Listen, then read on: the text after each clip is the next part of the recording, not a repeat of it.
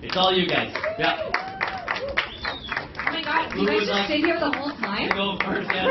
Crazy! Third row on your left, Tegan and Sara, right at the end of the third row. This is really heavy. I need Turn that stuff up. Turn the mics up. There we go. Okay. We're just musicians. You're hard of hearing.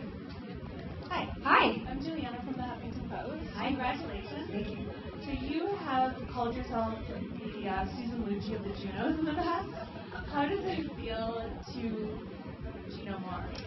Well, we're relieved, obviously, nothing against Susan Lucci, but I do feel like this is a really wonderful time to make a public thank you to all the people who have supported us, and we've always felt very supported by the Junos. A lot of our albums have been nominated, a DVD was nominated, so you don't want to complain about not winning, because it's really just a wonderful thing to be acknowledged. Like, this is a great opportunity for us to say thank you to our fans and all the people who've worked with us for the last 16 years, and I mean, we're very public people anyways, but this feels very cool and appropriate and special, so we're really, really happy. Sure. Bandmate Serena Ryder come to the defense of Justin Bieber. Yeah. How did you feel when the audience was there? I mean, it's tough, you know. Sarah and I started out in the 90s, which our record company oftentimes tells us not to say because it makes us seem old. But we did start out before the internet was as relevant as it is now. And, you know, the social media presence of a band can oftentimes make the band seem bigger than it really is. And you get a lot of hanger-oners and people who just want to comment about celebrity. And I think that Justin Bieber is actually a very talented artist, and I think a lot of people just like to pile on and sort of make fun of him, but we have to remember that he has a mom and a dad and a grandma and grandpa, and he's actually really talented. He's been famous since he was a little kid.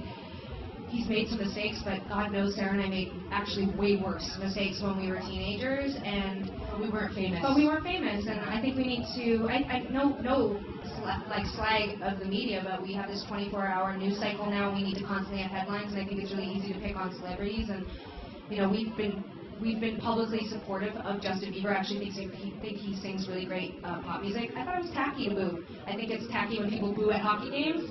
I think it's tacky to boo artists. Canadian. It's not very Canadian. So we were backstage when that happened. It made me feel sad. You know, we've only been booed once, and it was actually at the Winnipeg Folk Festival.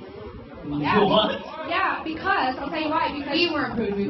we were the headliner a couple years ago, and the stage manager told us we couldn't go back out for an encore, and the crowd booed, and I was so sad. And I was like, we have to tweet that was not our fault. So it feels horrible. That sound, that noise, it's really awful. So I didn't like that. But everything else about the Junos has been awesome.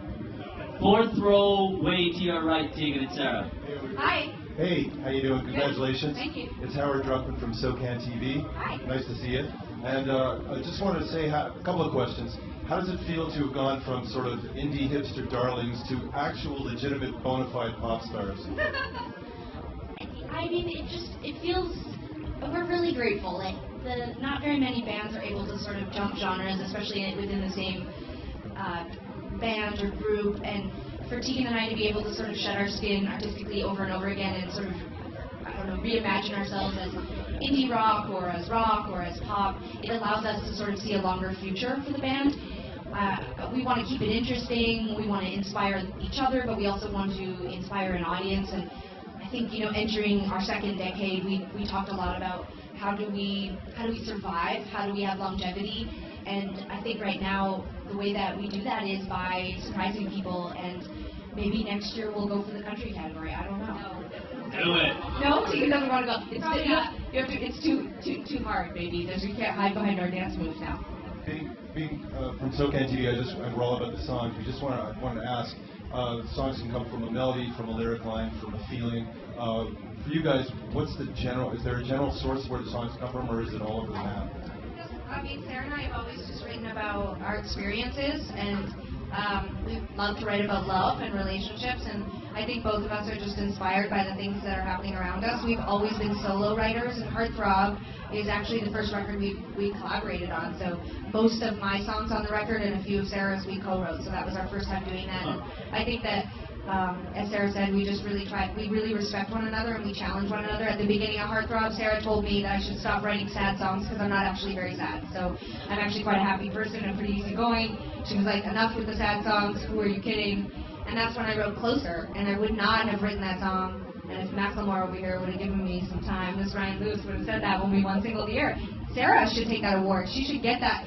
She should get that trophy. That's all her, because she said, stop writing sad songs, write something great that's happy and makes you feel good. And so Closer came out of that. And I think that's the best part of writing together, is that we were able to inspire each other. Thank you. So just in front in the third row. Mix 96, you guys are awesome. We play you all the time. You're fantastic. Thank you. Right now, as we're talking, upstairs there's some brothers that are on stage that haven't been together for a long time. Now, you are family. You're sisters, and you're working together. You're writing together. You're traveling together. How do you keep that solid, and how are you going to make sure that that lasts forever? I like to Wow, think... forever. That's a lot of pressure. Back off, man.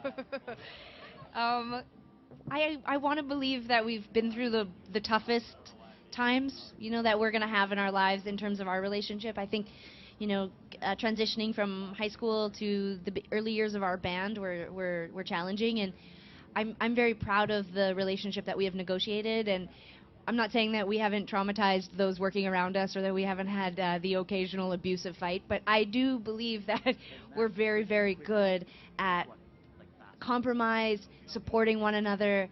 In a weird way, a lot of our biggest fights have been when we're fighting for the band, not for each other, not for our individual selves. So I like to give a positive spin on it and say that mostly it's a really positive, happy relationship.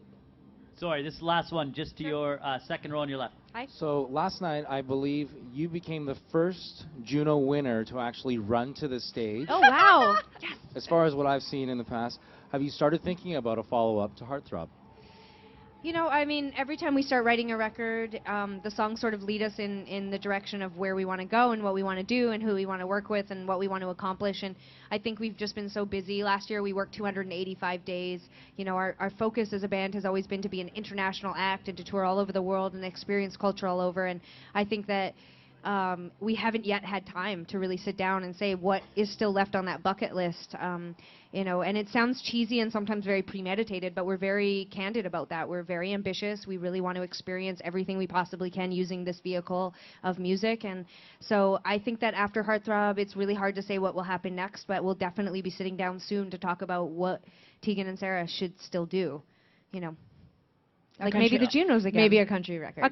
Just Sarah, Sarah wants to do a country record. Keep your I don't mind know. open Fine. to it. I love country. Nashville. Thanks you guys very Nashville. much. Thank Everyone you very wants much. them, they gotta go. Thank you. Thank you. Good job.